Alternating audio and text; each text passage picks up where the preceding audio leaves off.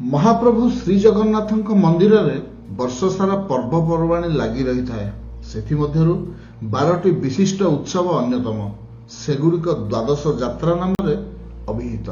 तेबे आसंतु जानिबा सेही द्वादश यात्रा गुड़िकर नाम।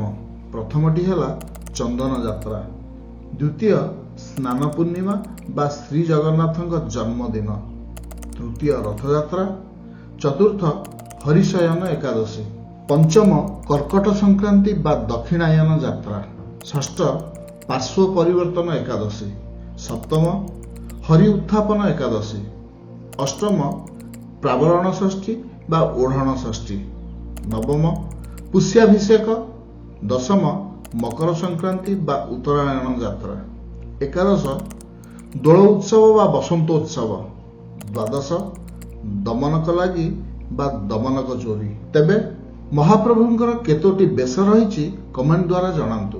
आउ एही भली विभिन्न पौराणिक तथ्य, मठ मंदिर तथा विभिन्न तीर्थस्थान मानक विषय जानिया पई आम ही चैनल को सब्सक्राइब करंतु।